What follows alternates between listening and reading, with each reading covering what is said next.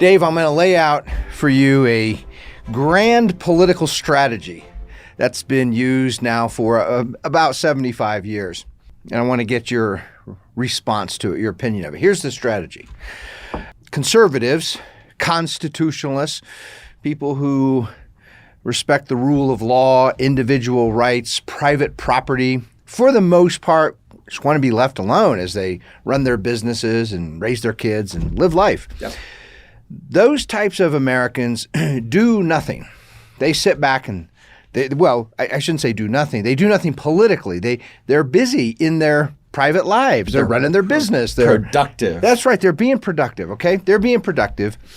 And at the same time, progressives roll out one proposal after another, one new government program after another. Maybe it's a subsidy. Maybe it's a new form of regulation. Maybe it's a combination of both. The progressives present their program, and they always give it a nice sounding name, and they explain the intentions behind their program. Their program is always to help someone or something. It is to help women, or it's to help people with dark-colored skin, or it's to help children. Maybe it's to help poor people. It could be to help the entire Earth, Mother Earth. They have a new program, and this is our purpose, is to help this thing or this group of people.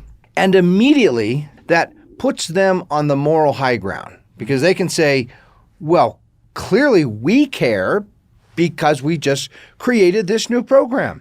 And then the conservatives turn their attention away from being productive, and they look over what the progressives are doing, and the first thing the conservatives say is no.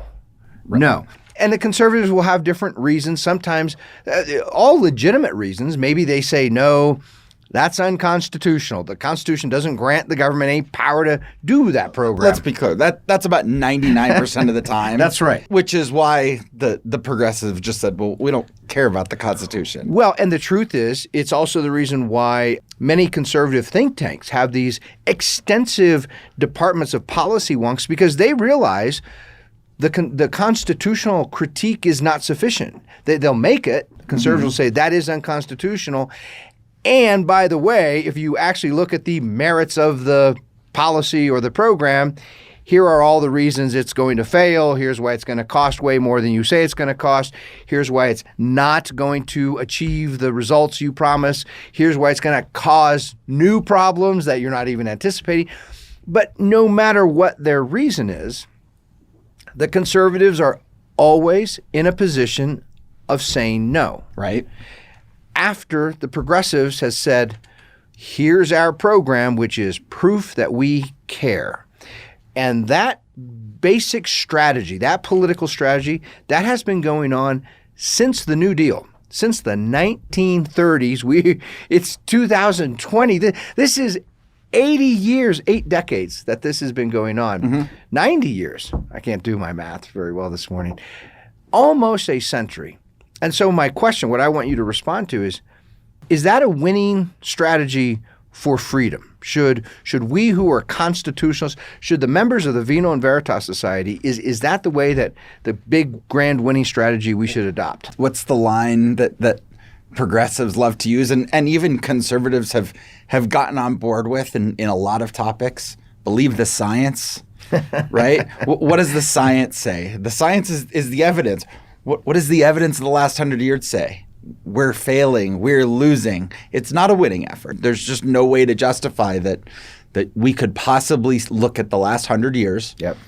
The growth of the progressive movement, the growth of the progressive or the permanent state, as Wilson liked to say, the permanent government. You can't look at it. And the reason is because we're sitting in the progressive sandbox. We're all playing. I mean, this goes back to our podcast from a couple of weeks ago. Yeah. Of we are all playing in the progressive sandbox. Yep. And here, I keep thinking about this, and maybe I'm the only one, but I think when you think of sandbox, you think of elementary school kids on a playground, right? Right. So you're in the progressive sandbox. The sandbox is big, obviously. There's a lot of people in it. And you have a kid sitting there. I'm a kid sitting in the sandbox playing with my Tonka truck. Remember your Tonka trucks as a kid? Love my Tonka trucks, yeah. And you're playing with your Tonka truck, and the person in charge of the sandbox, the leader of the sandbox, comes over and says, "That's a pretty nice Tonka truck. It's mine. It's mine. And it's not going to be mine for long, but I'm going to play with it for the next few weeks. And then I'm going to go give it to that kid because he's never played with a Tonka truck before." Yep. And I'm sitting there with sand in my hands. And the sand in that sandbox isn't very nice. Right. It's not comfortable. And I'm sitting there with nothing to do. It has cat poop in it. At least. It definitely has COVID in it. Yeah, it's filled with COVID, absolutely. So, I mean, that's the game we've been playing, right? I say, no, you can't take my Tonka truck. It's my Tonka truck. I bought that. I saved all my birthday money for the last 5 years, and I bought a Tonka truck, and you can't just take it from me. And I don't have a choice. And when the progressive leader, when the Fuhrer takes your Tonka and says he's going to play with it for a while, and then he's going to give it to Johnny over there because Johnny hasn't played with one. And you might protest, and you might say, "Wait, that's my property. You're stealing from me. You're violating my rights." The leader would say, "Oh, no. I am not violating your rights. I am expanding Johnny's rights. I am pro Johnny rights. And if you challenge in any way me taking your truck and giving it to Johnny, then that means you hate Johnny. You want Johnny to die. You don't care if Johnny lives or dies. You don't care about Johnny's rights." If I'm 6 years old Yeah. and you just took my Tonka truck to give to Johnny, I probably do hate Johnny. But as an adult, I can see past that. Yeah. And that is the basic framework we have just laid out. That has been the grand strategy, the grand progressive scheme of politics over the past century. You know, I'm reminded as we talk here, you go all the way back. In a way, I like to say sometimes we're still in the New Deal. Sure. It's now very old, but we're still in the New Deal framework of how we think about government, how we talk about these political subjects. When FDR was elected in 1932, and he had all these programs, all these proposals. He said that we in government, we're gonna solve this problem. His whole narrative was businesses caused the Depression, businesses caused this economic crisis, which is utterly untrue. And so therefore government has to get us out of the crisis. Government's going to solve the problem. And that means, what can government do? Government can tax, it can take money from people, it can spend, it can subsidize various organizations and individuals, it can control, it can regulate. And that's exactly what government did under FDR. 4 years goes by in his first administration. All the problems, all the economic problems, the unemployment rates, homelessness, hunger, all these terrible, I say economic problems, they're human problems. They got worse. Right. They were worse. And in 1936, Democrats renominate Franklin Roosevelt to run again for a second term. And he has kind of a problem on his hands. He has to get up in front of the Democratic National Convention. It was held in Philadelphia in 1936. Right. And he's going to accept renomination in the midst of this terrible failure all around him. I mean, and everybody knows it. Right. And so what he says, and this is one of those speeches I highly recommend. People can just get on the internet and do a quick search for FDR renomination acceptance speech in 1936. And what he says in that speech, he acknowledges. He says, governments make mistakes. Presidents, he identifies presidents err. They make errors in their calculation. He acknowledges we have promised to you, the American people, we have promised you jobs, housing, health care, food, and we've delivered none of it. In fact, you have less of those things than you did 4 years ago. But then he says, here's what matters. Here's what really matters. We love you. We are warm-blooded liberals. Think of that imagery, right? Warm-blooded, caring liberals. And we have our best people They are working around the clock. I know we haven't delivered yet what we promised. We're going to. Just give us more time. Be patient. Give us more resources. Give us more of your liberty. Give us more of your property. Right. And that's the sorry to interrupt. That's but okay. That's the most important thing, right? Yeah. He's saying, give us more. Give us more. And what has that resulted in? It has resulted in the bureaucracy doing the same thing year after year after year after year for the last 90 years. That's right. Every time a bureaucratic organization, a bureaucratic group says, hey, we tried. It didn't work. Give us more. Give us more resources. That's right. That's right. Next time we'll do a better job. Next time, if you just give us more. It wasn't that the plan was bad. It was that we didn't have the resources to execute it. Our plan was good, and guess why it was good? Because we love you. We love you. We care. And I promise you, please have faith in us. FDR spoke about these things, and I think every clever progressive since FDR continues to speak about these things in very almost religious terms, right? Have faith in us, the way you would have faith in God or have faith in angels. Have faith in us. We're going to deliver these things. And he has this line. He says, it is better to put your faith in warm-blooded liberals who do make mistakes and error rather than conservatives and business owners who are, this is his phrase, frozen in icy indifference.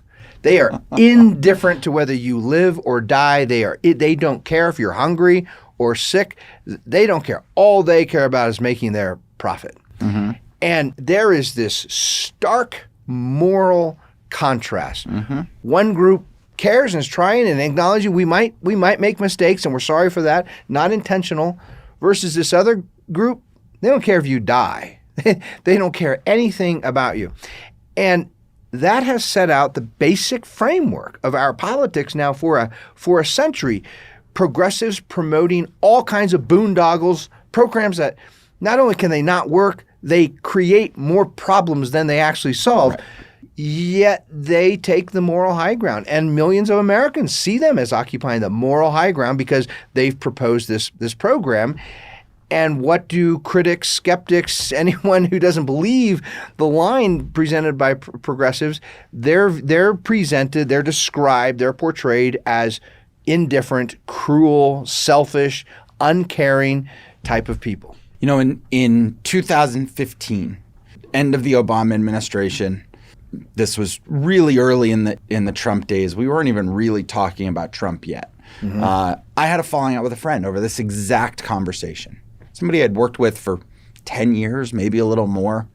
We were sitting at a Starbucks here in town, and we were doing some work and talking about a project we were doing. It was not even political related. And he brought up, I don't understand how people like you can oppose Obama's Jobs Act. And I said, I'm not going to use his name, but I said to the guy, I said, what if the Jobs Act doesn't actually create jobs?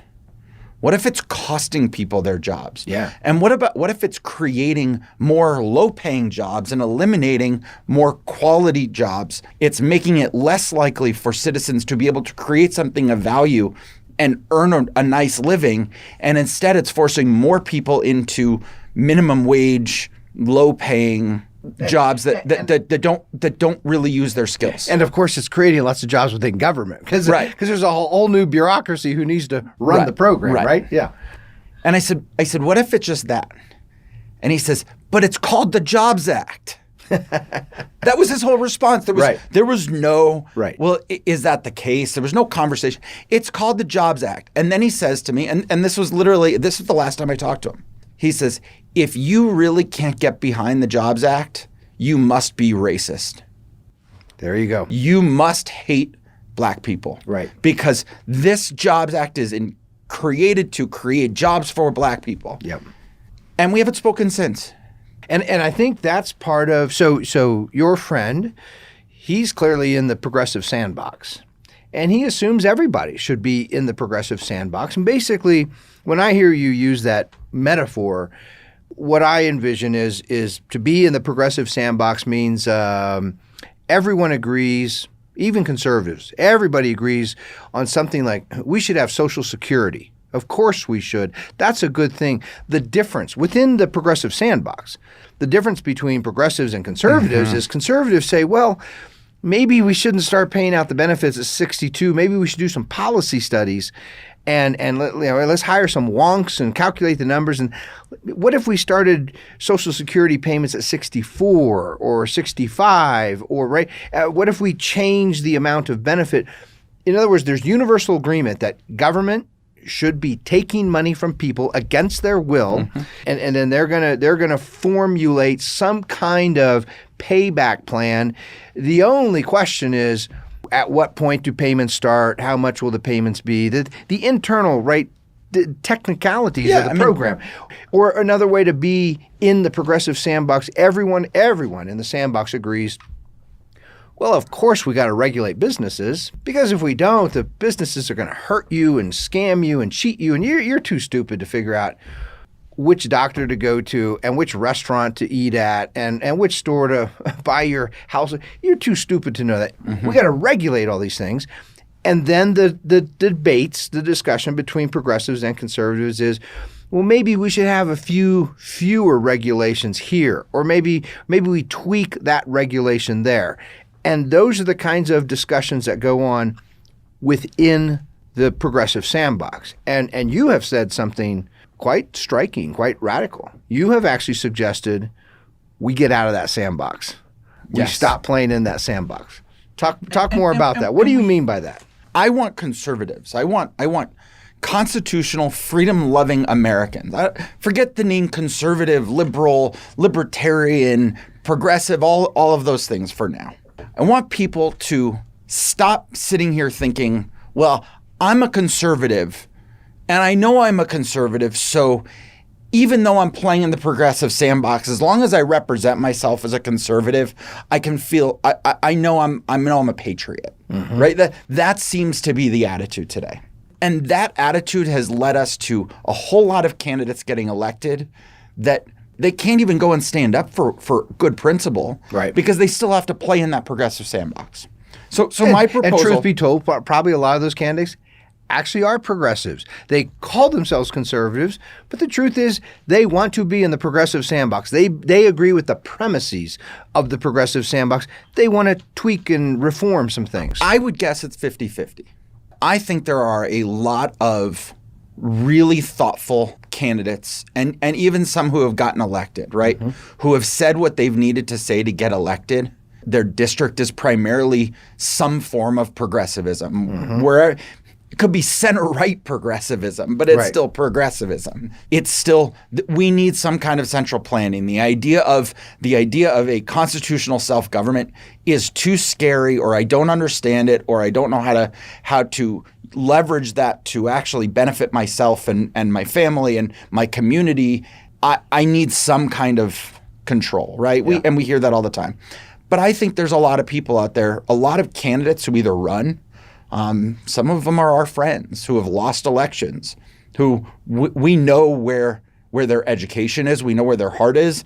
They also have to do and say certain things and be open to certain progressive ideas if they want to even be considered a serious candidate. There is a political reality out there, and if you're actually going to get elected, you can't just ignore it. And that political reality is culture, right? That political reality is how people, what we as voters actually think we want.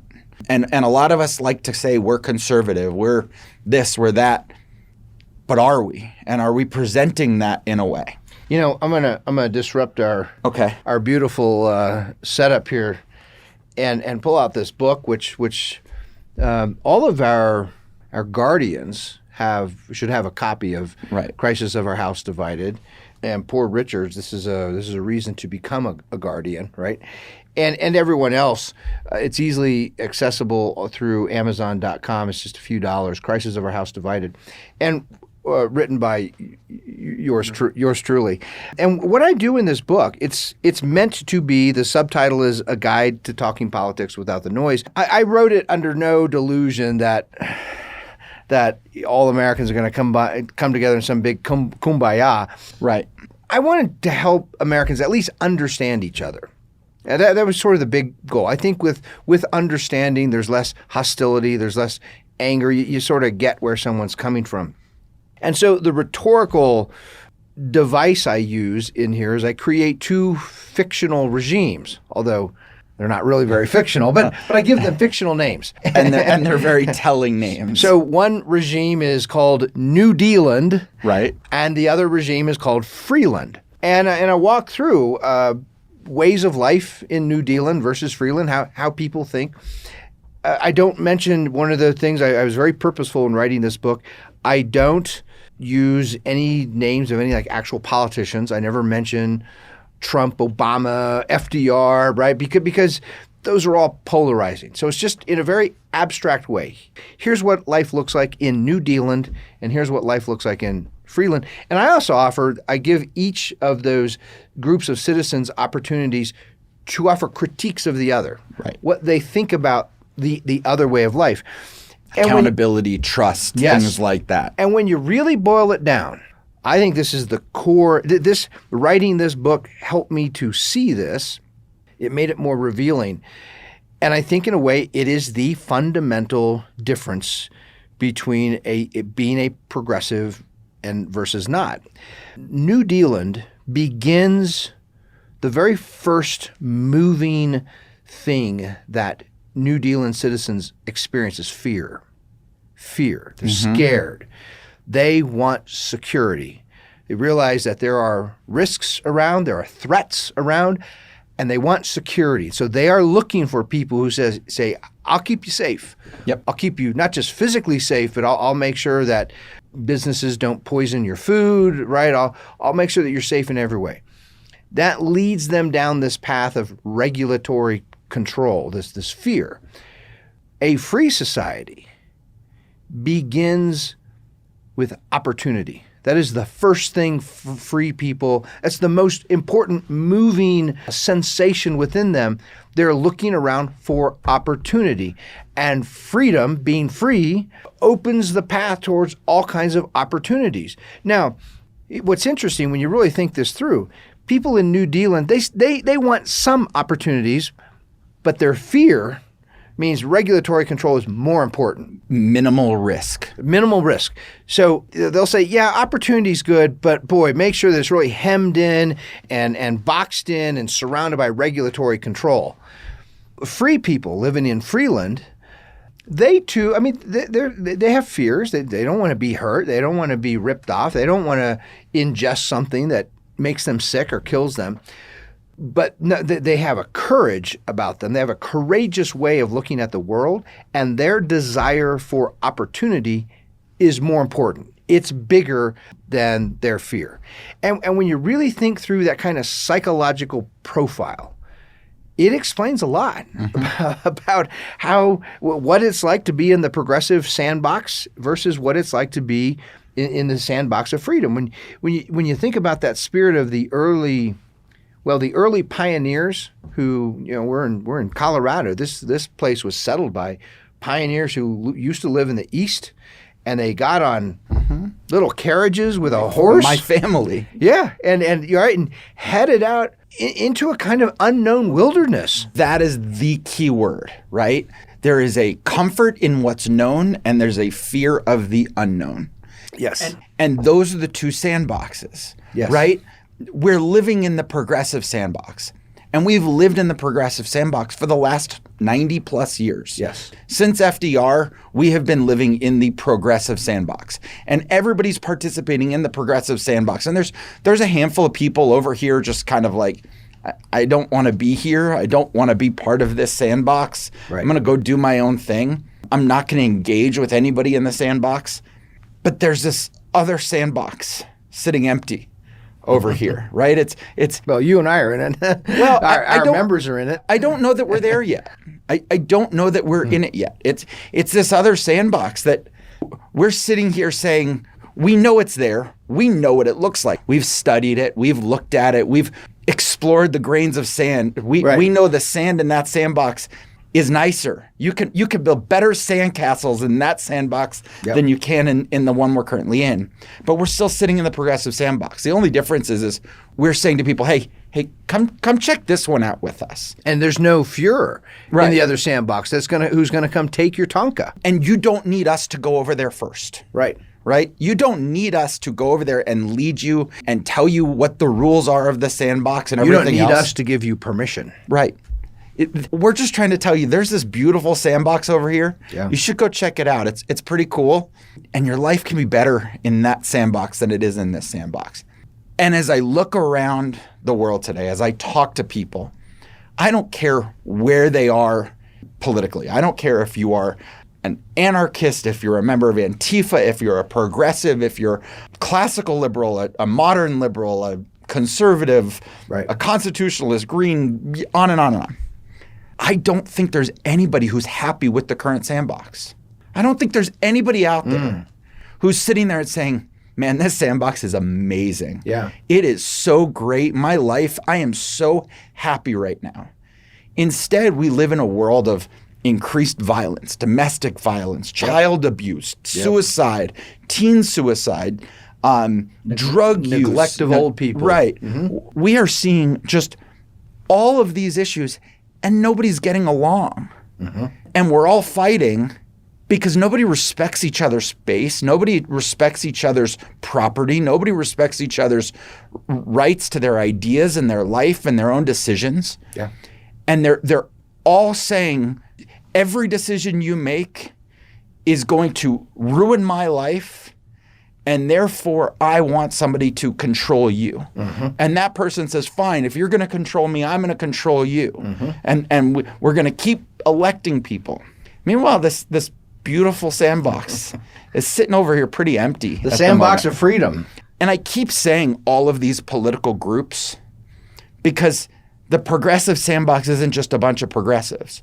There are a bunch of conservatives. There are a bunch of people who think they believe in freedom, who maybe even do believe in freedom, but aren't quite sure what it means, aren't quite sure what it's all about.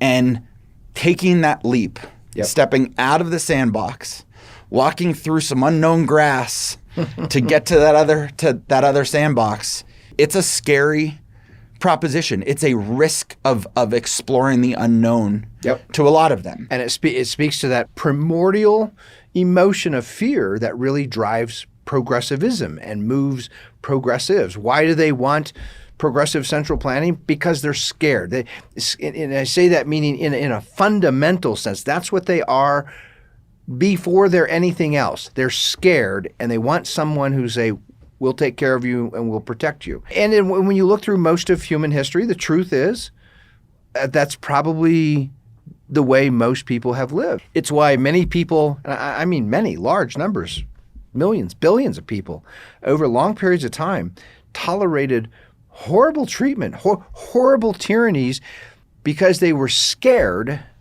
of what an alternative would look like. Right. This Caesar, this Pharaoh, this emperor, this tyrant is really bad, but what are the risks of taking him on? Number one, that's scary. Revolution's a scary thing. And then even if we can get rid of this bad leader, what do we do next? We don't know. And that's kind of scary. Contrast that way of looking at the world that is dominated by fear with the optimistic, hopeful, courageous, maybe slightly reckless, slightly view of pioneers. Think of the people who left Europe in the early 17th century, the 1620s, 1630s, 1640s, and headed to the New World, headed to North America. They would get on these creaky ships, and they would sail across the North Atlantic at a time when it was not uncommon for ships to not make that. They didn't even know if they were going to get to their destination. Sure. If you survive the trip, you're doing pretty well. And then once you land there, what's there? A bunch of wilderness, some native tribes. You don't know if they're friendly or not friendly. Think of the spirit, the courage, that desire for freedom, that optimistic view of the future. Fast forward, a century later, a century and a half later, and after the revolution, the United States is basically a bunch of people crammed along the eastern seaboard, And all kinds of bad things start happening when you shove a bunch of people together. And so where was their opportunity? Where was there some sense of freedom? Out west. Out west. And they headed out west. And they're back into the same, that kind of courageous pioneering spirit. They didn't know for sure what was going to be out there. Can you put your family and a few belongings on a little wooden carriage with a horse? Can you go out to the Rocky Mountains? Are you going to survive? Are you going to survive the first winter? Right. It can be brutal. The answer is nobody knew. Nobody knew for sure, but they were willing to risk that because what they valued most was freedom, was the opportunity, versus the progressive view, which says what we value most is our own fear and anyone who promises to keep us safe. That's a huge idea, right? Let's boil it down to somebody's individual choice today. It's the same thing with a job. If I'm in a job that I don't like, my bosses doesn't treat us well, my pay isn't commensurate with the value that I'm providing to the company. But man, that job market, I don't know how easy it's going to be to find something. I don't know that I want to go look. I'd rather just stay here where I know I'm going to keep getting my paycheck and my health coverage and all of that. What happens if you start applying for other jobs and your current boss finds out? Right. There's a risk there. Your boss might just fire you because he knows you're not interested in staying there. But there's always one choice. There's one choice that always exists for people, and they rarely think about it. If I lost my job tomorrow and I couldn't find one right away, I could start a new job. I could start a new company. I could start a new business. You're a radical, Dave. You just put you just I agree with what you said. And what it shows is the real pioneers today, where that there is no open frontier in the United States, right? That's unexplored, a physical place to where you just pack up your family and head out on a carriage. That doesn't exist anymore. Unfortunately, sometimes. Unfortunately, because sometimes we feel like doing that, right? Yes. But that spirit is still alive. That pioneering, risk-taking spirit that desires, that hungers for opportunity, right? Not guarantees of security, opportunity, which includes opportunities to fail.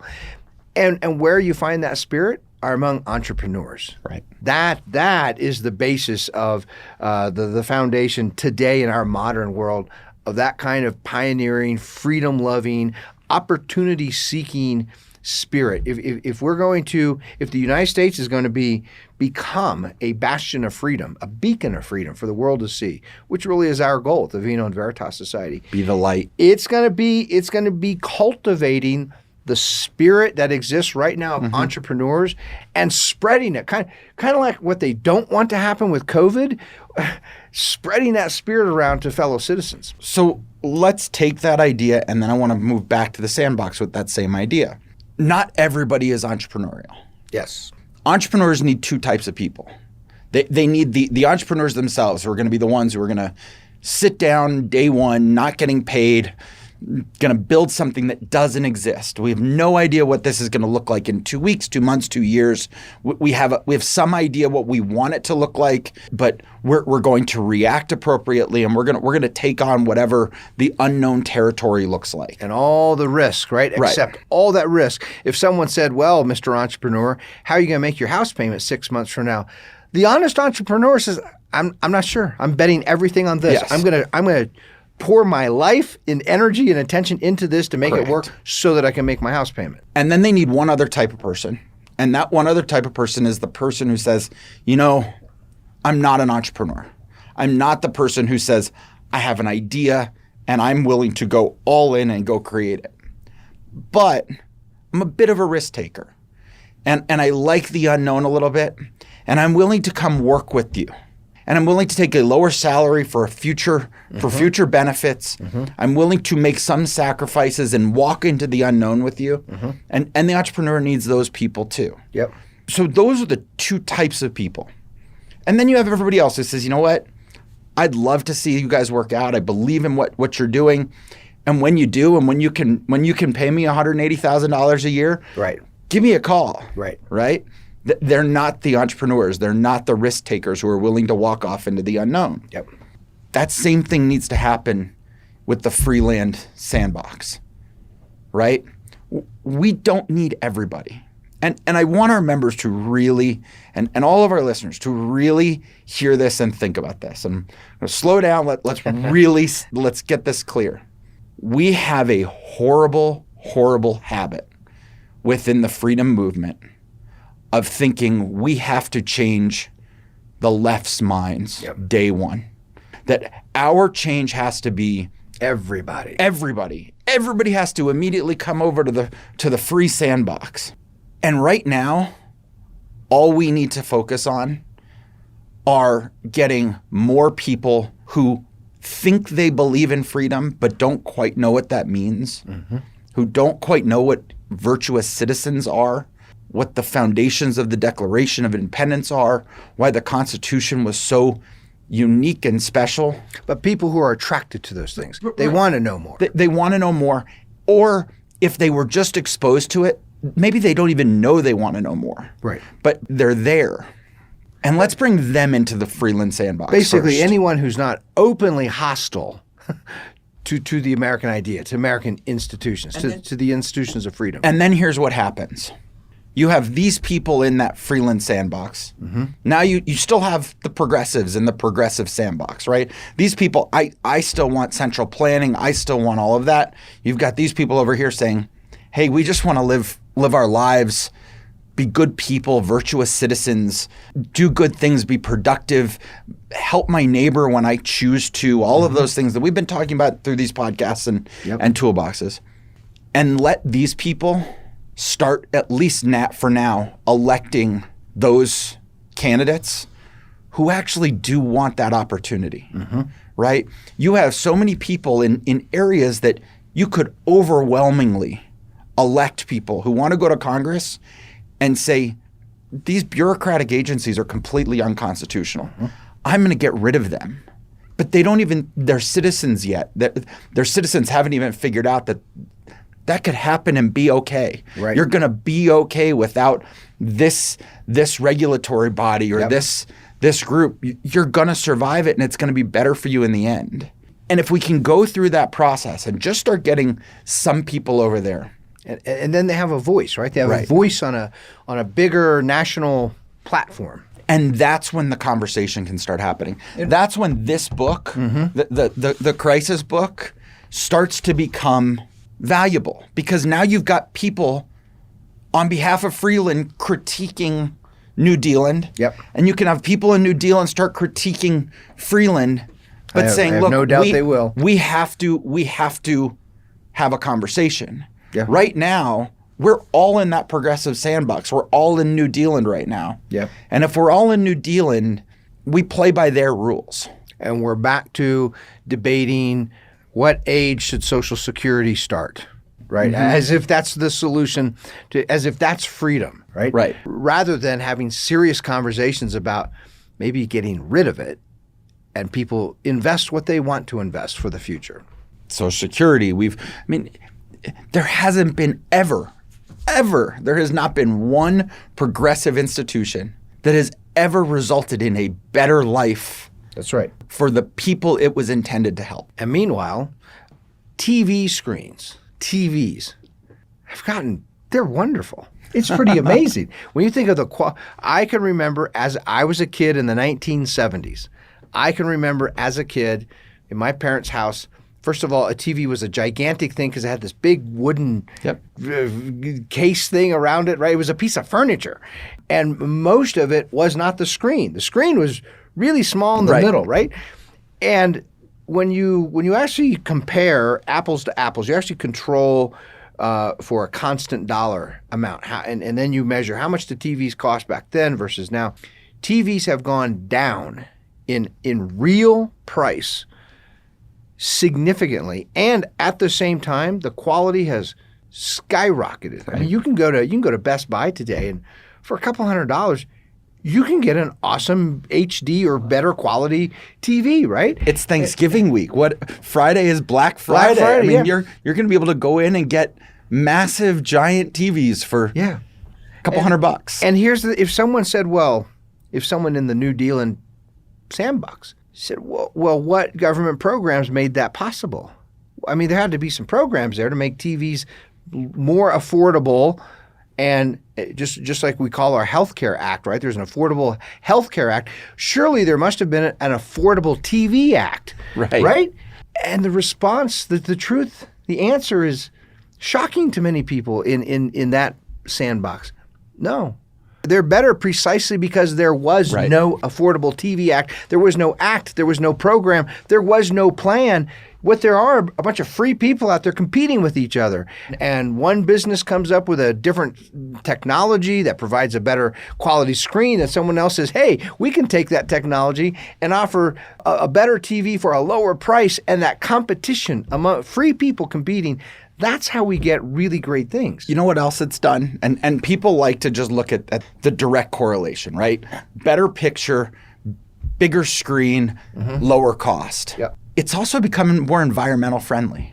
Yeah. Televisions today are significantly more environmentally friendly than they were 50 years ago, 20 years ago, 5 years ago. Yeah. And they advertise it on the TV. When you walk into Best Buy, they have those, this is an Energy Star TV, or this is a this TV, and it uses this much energy. Not only because they think it's a selling point, it's a marketing point, it's going to cost you less money. Right. You might pay us $300 for this TV today, but it's going to save you $300 in the next year in your energy costs for watching. That's right. All of these great things, Joe Biden. It's easy to confuse it's going to be the Dave, same administration. I mean, look, we're seeing who he's nominating and who he's appointing. It's going to be the same administration. Joe Biden appointed John Kerry as the climate change czar. Well, there you go.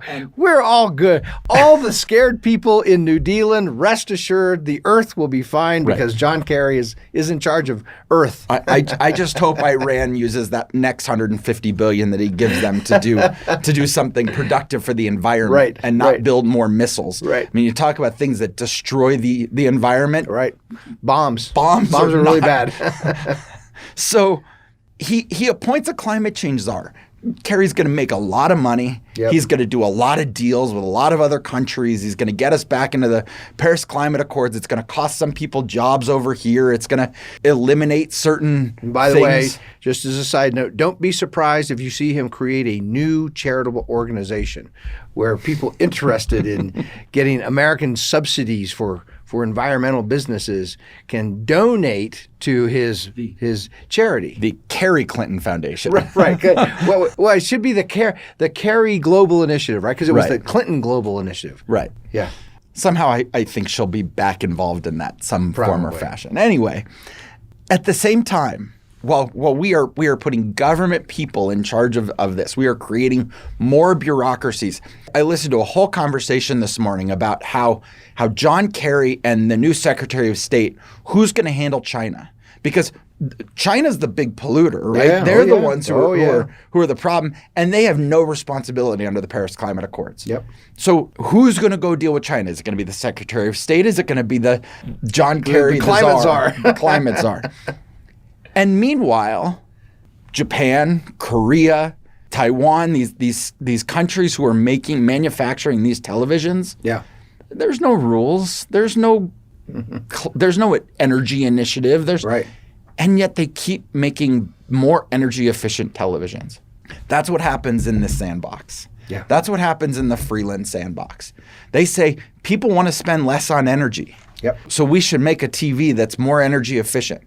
People feel better when they buy things that are good for the environment. So we should make products that are better for the environment. In fact, I want to be real clear about this. People who are poor and controlled, and they're poor because they're controlled, don't make more environmental friendly things. Right. Somalis living in Somalia do not make better environmental friendly products because they don't have any of the resources to do it. They don't have the freedom to do this. Only free, productive, innovative, entrepreneurial people make products and services that are good for the environment. And for anybody who says, well, anybody can slap an Energy Star, any energy efficient sticker on something, and we don't really know if it is or not. Right. That's job opportunities. You want a Jobs Act? Go open it up to the public to say, hey, I'm a citizen, I'm a consumer. I'd like to know, does this TV really, is there an agency that I can look to? Not a government agency, right. but a private institution. And you know how I know that works? Maybe the Vino Veritas Society will start testing TVs and offering out. We can grade them, right? Rank them. If anybody out there has a lot of experience in that, Yeah, they can certainly come talk talk to us. But I'll give you a real life example. A guy I went to high school with, known the family for years. Our families have known each other for years. He started a company. Again, I'm going to keep these, but he started a company that their entire purpose was to rate the quality of customer service for online e-commerce businesses. Okay. And all he did was they had a system where they would buy products, they would wait for the delivery, they would see the quality of the packaging, then they would go through the return process. And they would rate the quality of the shipping, the quality of the customer service, and the quality of the return process. Yep. And those companies would then pay for various services that they would offer. Right. If they got a bad score, they could actually hire his company to come in and help them improve their processes. If they got a good score, they could pay for a badge on their website that says, we have been certified by this company. For-profit business. Yep. He just sold it for 9 figures. Yeah. He just made over $100 million on this company. Why? Because people trusted him. Yep. Because he built a company that here's what they said they were going to do, and they did it, and they did it well, and it worked. Yeah. The thing of there are many examples in the automotive industry. For many decades, there are entire magazines and businesses, right, that review cars, because that's a big purchase, Yes. right? If you're gonna go buy a car, what do? You want to go read the reviews, and those reviews matter far more typically to most people than some regulation issued by a government bureaucrat, especially when everyone knows that you can get exemptions, you can get waivers from regulations if you just bribe the right, politician or bureaucrat. And today, in this age of the internet, getting reviews, getting other opinions is easier now Yes. than ever before. We don't need a bunch of static bureaucratic regulations that work against, they disincentivize innovation and improvement. We don't need that. When we have on Amazon reviews from thousands or even millions of people, right? You can sit there if you're thinking about buying something. Look at the reviews. Yeah. Look what people bought it, and they'll, a lot of them will post pictures, right? Whether they liked the thing or disliked it, and here's why. When sometimes I'll be in conversations and people will throw out the term of free markets are unregulated markets. I'll say, oh no. There are all kinds of regulations on a market. I'm not talking about government regulations. I am talking about the regulatory influence and power just of the market itself. Customer demand. Customers are brutal, and that market pressure is relentless. There's no escaping it. If anyone doubts this, I encourage them, go start a business, invest your own capital, and lie to your customers. Sell something that is fraudulent and deceitful. See how long you last. And see how that goes for you. Have you ever seen the TV show Bar Rescue? Yes, I have. I think John Tapper is really a talented businessman. And he's a good TV personality too. I always question, I see him do interviews on some of the business TV shows and realize he's much more of a softie than his character on his show, right? But he's trying to make for good TV. Anyway, I watched the show. And we see these disgusting kitchens, and we see the rats and mice running through the restaurant. And we see there was an episode a few months back I remember seeing that a raccoon fell out of the ceiling. Okay. So you're telling me that these restaurants, there's a government agency out there. Yeah, absolutely. That government agency is telling me that these restaurants are safe to eat at. Right. They've given them a food and liquor license to operate. They have health inspectors coming in, and yet somehow they still have raccoons running through their ceiling. It just shows how ineffective they are. That's right. And you know what happens? If that raccoon runs through the ceiling, if those kitchens are dirty, there's a reason John Taffer is there. John Taffer goes in because the business is failing. Right. And the business isn't failing because some government regulator said, you're going to fail. We're not going to let you open. The business is failing because nobody wants to go in there because it's disgusting. It's not providing value. It's not providing value to other people. People don't trust it. And word gets around way faster than anybody gives it credit for. Yep. And that's what freedom is really about. That's what happens in Freeland. And think of those choices. The word choice is synonymous with freedom. Freedom is the freedom to make choices. And choice is synonymous with opportunities. When you can choose things, those are opportunities. Every one of those business owners, those bar owners, they look out and they have choices they can make. They have opportunities. And what's going to happen to their business is largely, not entirely, but largely up to them. They are free to fail. They can accommodate the raccoons and the rats and the mice, and they're on their path to failing. Mm-hmm. Or they can make a choice. Man, I got to clean this place up. I got to improve the quality. I have to improve everything. I got to add value to what we offer to people, and then maybe that business can succeed. That's the Freeland.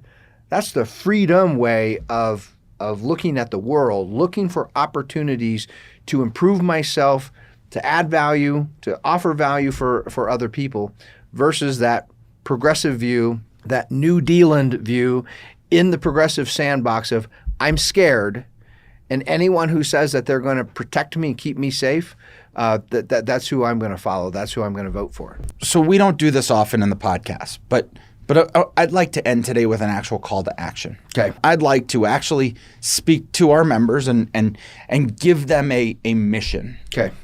Over the next few months, think about the people in your life. Who are they? Where are they? Are they hardcore believers in progressive central planning? Or are they people who, if you looked at them and said, there's this really great sandbox called constitutional self-government, where the only thing that can stop you from being successful is you. Mm-hmm. Come with me.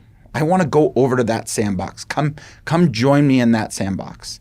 Think about those people and think about how you would talk to them. I think it just starts there. Yeah. And stop worrying so much about, well, but what about this other person who's just so far left, they drive me nuts, right? We all have those people in our lives. Don't worry about them. Leave them. Yep. They can stay in the progressive sandbox. That's right. Eventually, they're all going to get up and leave. Right. Eventually, they're going to see how great your life is. They're going to see how much you're prospering. Yep. And they're going to say, I want to go be a part of that. But important thing for now, don't think this is I'm speaking to our members directly. Don't think you can change everyone's mind right now, because there's a lot of people you can't. It's just not worth it. You could invest hours or days or years, and it's just it's not worth that time, and you might not ever change them. Find those who are kind of open, kind of interested a little bit in freedom in bringing them over. I'm going to add to your call to action for those people, friends, family members of Vino Veritas Society family. There are some ways to help them get involved. We just created a great we're launching a new newsletter, and there's a new feature on our homepage. Anybody can go to it. You don't even have to be a member of the Vino Veritas Society, right? You can go there, put in your name, your email address, and you'll get the newsletter there's no charge for that. Also, they can subscribe to our digital content. They can get all of our podcasts, our toolbox videos, our case studies, all the digital content that we're putting out. And they can even, if they're interested, they can. There's a form there they can fill out and get information about chapters that might be available in their area, which will start expanding over the next couple months. Yeah. And when you're trying to think about who these people are, these are the people for now. These are the people who are those. I'm not quite the entrepreneur, but I'd rather go work with the entrepreneur who has a big idea and has the skill set to go execute it, and I'm willing to take a risk because of the upside in the long term. Yep. It's not the person who says, I don't want to take a risk, I'm too afraid. Those are the people that'll follow later. Yep. Those people who are not willing to take the risk, those are the people who get up and say, well, I'm making a great living in this sandbox, but I'm not very happy. I can make the same living in this sandbox. Or better. And be happy. Yeah. and be free and have opportunity. This is going to happen over time. And this is why the Vino Veritas Society is a long-term venture. This is not something, we're not going to change the world tomorrow. Nope. We're not going to change the world by January 1st. It's going to happen over years. It's going to happen over decades. And our dream is that the Vino Veritas Society is around many generations from now, much larger, much bigger, but still inspiring people with the same basic idea. Govern yourself. Live your own life freely. Because that idea always requires guardians. That's right. And we are the guardians. Nos sumus custodes.